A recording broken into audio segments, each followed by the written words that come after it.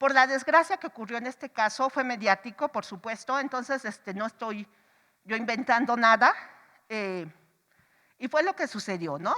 En el 2010, Mireya activa el sistema del sistema de procuración de justicia, ya que su hijo de 3 años le dice que su papá le estaba dañando su cuerpo. Ella va primero con médicos privados y bueno, sí, uno va con un pediatra y le dice, sí, su hijo tiene desgarres de violencia sexual. Anal, por supuesto, era un pequeñito. Ella está embarazada. Ella inicia todo el proceso de denuncia contra quien era su cónyuge y no avanzaba. O sea, tenía un montón de dictámenes, ustedes ya saben, justicia rápida y expedita en México, pues sí, así mero. Entonces estaba en sus dictámenes, tenía dictámenes del Centro Nacional de Psiquiatría, estaba en ese proceso de integración de la averiguación previa todavía, cuando le llega la demanda de divorcio por parte del padre de sus hijos, solicitando la custodia de sus 3 hijos. Ya habían nacido las niñas, son 2 niñas, 2 gemelitas, y solicita la convivencia con las niñas porque no la conocía. Ella, como medida de protección, pues se separa, aunque estaba el divorcio, ella ya no vivía con él, se va a vivir con sus padres.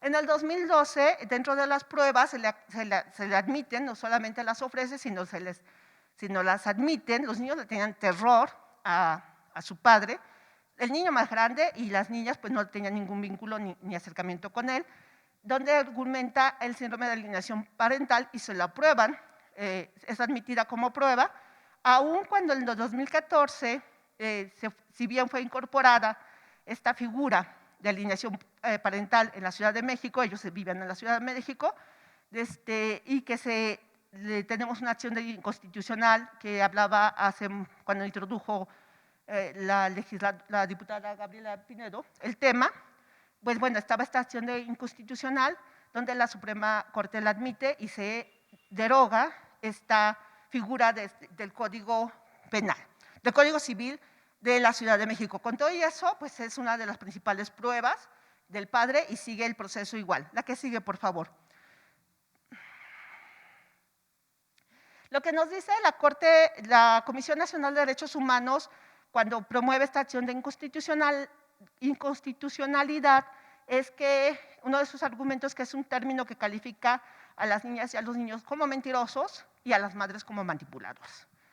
Eso es lo que nos dice uno de sus argumentos que dio la Comisión Nacional de Derechos Humanos. Yo creo que sí podemos tener muchos errores porque yo me acuerdo que antes de esta acción de inconstitucionalidad, la misma Comisión Nacional de Derechos Humanos mandó a hacer unos posterzotes, que ahí los vi con Lupita Perea, que aquí está también, que decía, ¿sabes qué es la alineación parental? Es esto, no manipules, tus hijos tienen derecho a convivir. O sea, era como el absurdo, ¿no? Yo ese día me infarté. Sí, era un posterzote, y hasta el foto le tomé, porque dije, esto no es posible. Bueno, después sale esta acción de inconstitucionalidad, y bueno, se quita del Código Civil. Hay una serie de cosas, en este caso, tremendos, de que no avanza la denuncia, pero sí avanza el proceso familiar, y Mireya, sí es presionada, y ella siempre lo dijo, acepta firmar un convenio de custodia compartida en el 2013. En el 2014, tienen un viaje, Mireya va para que puedan salir las gemelas y el niño, salen a un viaje a Estados Unidos, a Disneylandia, y una de las gemelas ya tenían 3 años, le dice a su mamá que su padre abusó de ella. Mireya inmediatamente que presenta su denuncia, entonces ya van 2 denuncias. En el 2015 continúa el proceso familiar y bueno, se autoriza la convivencia con el agresor, con el padre, y bueno, aun cuando no solamente, bueno, que la amenaza de las órdenes de apremio para cuando no cumples los acuerdos, pues ella los lleva, porque además, hasta la fecha, desde el momento de su separación, y que es otro indicador, el padre no depositaba la pensión, ¿no? O sea, te está diciendo que no hay un interés real. Quienes tienen un interés real en sus hijos y sus hijas, lo menos que hace es, aquí están para cubrir sus necesidades. La que sigue, por favor. En el 2016, fíjense, ¿cuántos años lleva, no? Una de las gemelas, ya más grande, ya de casi 6 años, le dice a Mireya que su padre le toca en el centro de convivencia, en el baño, que la estaba tocando, donde ahí no hay cámaras. Lo que haciendo una recopilación por la organización que acompaña el caso de Mireya, no al principio, sino ya casi al final, pues bueno, a Mireya siempre se le acusaba de que estaba manipulando. Entonces, como ella hablaba mucho de su caso, las niñas hablaban muy bien en su discurso, era el discurso de Mireya, porque entonces lo replicaban, ¿no? Decían, es que no es cierto. Pero había un montón de pruebas donde habían las denuncias, habían los exámenes médicos, estaban los exámenes psicológicos, pero agarraban pues lo que les convenía, ¿no? Se le hace en este mismo año a la niña, cuando hacen esa prueba, el centro de convivencia del tribunal le aplica una prueba que resulta negativa, pero es la prueba BOTSI, que es usada no para casos de abuso sexual, sino para explicar enfermedades y operaciones a los niños y a las niñas. O sea, ¿y esa sale negativa? Pues sí, porque la niña no tenía por qué tener esa prueba, porque era otro su objetivo. Pues claro que iba a salir negativa porque la niña ni estaba enferma ni había sufrido una operación. Después de casi 7 años, cuando se le otorga la custodia al señor Mireya, como último, Mireya y sus… entre este inter, pues el señor promueve que no conviva con sus abuelos paternos los niños. Mireya vivía en la casa de sus papás y dice, y hace una cosa ahí para que los niños no convivan con los abuelos maternos. O sea, entonces, ¿dónde va a vivir? ¿No? Cosas tan absurdas y se las otorgan. Bueno, después hay una sentencia donde se le otorga la custodia definitiva a este señor, un señor que tenía muchos bienes, un señor que tenía muchas relaciones, y Mireya opta no solamente por quitarse la vida, sino también quitarle la vida, que hizo un suicidio para sus hijos, pues un homicidio infantil. Se envenenan, ella envenena a sus 2 hijitas, a sus gemelitas, a su hijito, a su papá, a su mamá, con autorización o sea, conscientes ellos 3 adultos, ella misma. Sobrevive la mamá porque se dan cuenta, porque bueno, ya iba por los niños y lo ve como última posibilidad. ¿Cómo expongo a mis hijos, a mis hijas y a mi hijo a el abuso sexual con su padre, que iba a ser recurrente? Si lo hacía en el centro de convivencia. Y bueno, es una desgracia. Después de este caso, es cuando la Comisión Nacional de Derechos Humanos hace la acción de inconstitucionalidad con la alienación parental, contra esta figura de alienación parental en el Código Civil de la Ciudad de México. Ustedes pueden decir, bueno, pues es que es un caso súper dramático. Pues resulta que no es la única. Aquí tenemos un montón de Mireyas, y que no tienen los recursos que tenía Mireya, ni para promover, ni para nada, ¿no? Tienen todo el sistema en contra, porque no es lo mismo ser… el sistema es un sistema patriarcal, nos guste o no ese término. Lo cierto es que las mujeres que se emancipan, que deciden, porque además, en los años 70, en Estados Unidos, muchas mujeres, se viene una ola, un contexto de la libertad, del movimiento hippie y esto, muchas mujeres que vivían violencia intrafamiliar deciden hacer uso del divorcio, con toda esta emancipación que ven a su alrededor de generaciones más jóvenes o de mujeres que no tenían hijos o que decidían ser mamás solteras, ¿no? Entonces, bueno, es cuando surge esta teoría con Gardner, es cuando empieza a trabajar, porque a la mujer emancipada no les gusta, simplemente no les gusta, te está saliendo de lo que yo, sistema, estoy estableciendo, pues bueno, no nos va a gustar. Entonces, tenemos un montón de Mireyas en todo el país, tenemos un montón de Mireyas que tienen todo en contra, porque además, aunque tenemos un protocolo para juzgar con perspectiva de género, pues resulta que ¿qué les dice este protocolo? Elimina todos los estereotipos de género, sea más objetivo, así más o menos. Bueno, dice un montón de cosas, ¿no? Pero lo cierto que pues tenemos, el día de hoy, tenemos acuerdos de convivencia en COVID que no pueden ser, primero hasta que llegó la Corte y nos dijo, no sean presenciales, no estén inventando, o sea, ya cálmense, ¿no?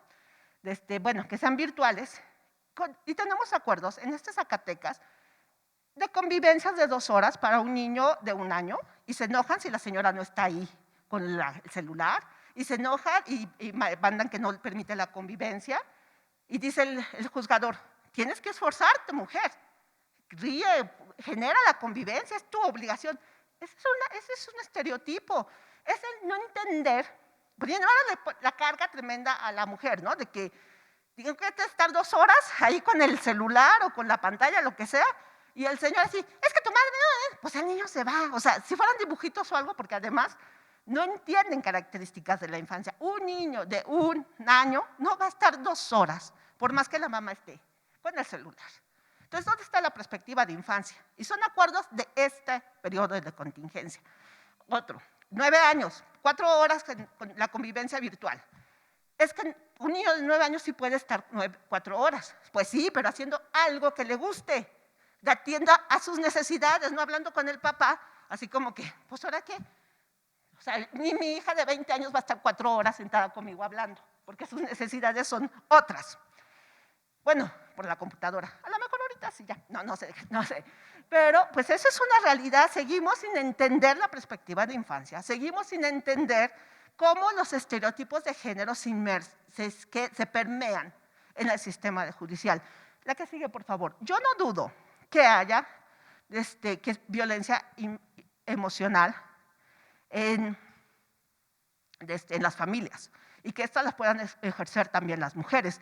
Pero precisamente necesitamos un sistema especializado de derechos humanos donde se tengan herramientas y personal que atienda y que no sea la cita en 6 meses, ¿no? Con el perito, porque así me las dan. O sea, no es posible eso. Y entonces sí, desde la legislatura, el presupuesto que se necesita, o sea, el presupuesto del tribunal es mínimo, es nada. Y cada vez, afortunadamente, la sociedad se va emancipando, va generando, o sea, ya nos estamos creyendo que somos titulares y sujetos de derechos. Y no son víctimas pasivas, aunque nos caigan mal las víctimas activas que exigen, cada vez nos vamos generando estos procesos de ser víctimas activas, porque nos gustan las víctimas, pero las que lloran, las que nos piden por favor y que nos dan las gracias, licenciada, no es la que dicen, a ver, Lupita, ¿dónde está mi demanda? Ya me dijiste ayer y no estaba, esas no nos gusta. ¿Verdad, Lupita? No se crean, Lupita es bonita. Entonces, eso es lo que necesitamos hacer. Desde una deconstrucción, ay no, a ver, la está guardando. Tenemos que tener una desconstrucción de esta mirada patriarcal, adultcentrista, no solamente con los niños, niñas y adolescentes, también con las mujeres, también con la comunidad LGTB, también con las personas con discapacidad, también con los indígenas, también con tanto. Y ya no tendremos que usar estos protocolos que nos dicen, hey, acuérdate que todos y todas son personas. O sea, es algo que nos puede dar risa, pero es la realidad. Y convertirnos todas y todas en titulares y sujetos de derechos, no solamente en el papel, también en la realidad. Sí, vuelvo a repetir, no es la violencia emocional, puede existir. O sea, hay casos graves, como el de Mireya, hay casos no tan graves, pero lo cierto que deben de ser otros mecanismos, no algo que nace del origen de la violencia contra las mujeres. Si hablo de que las principales cuidadoras son las mujeres, este instrumento está hecho para violentar a esa mujer que decide cerrar, partir y proteger a sus hijos. Esa es la realidad. ¿Hay excepciones? Sí, claro que sí, pero no puede ser por este camino. Tiene que ser por violencia emocional, psicológica. Bueno, hace poquito leí en un delito que violencia moral. Yo dije, ay, mis legisladores, ¿quién legisla eso? Pero bueno, aquí pasa. Ahí tenemos tarea. Ahí tienen tarea. O sea, bueno. Entonces, bueno, nos falta un montón, sí, pero en este momento, yo por eso le agradecí la invitación a quien hace este esfuerzo, este foro. No podemos estar hablando de alineación parental, porque estamos hablando de violaciones graves, no solamente contra los niños y las niñas, también con quien es su principal cuidadora, que son las mujeres. Violaciones a sus derechos basados en un estereotipo, en una discriminación contra las mujeres. Muchas gracias.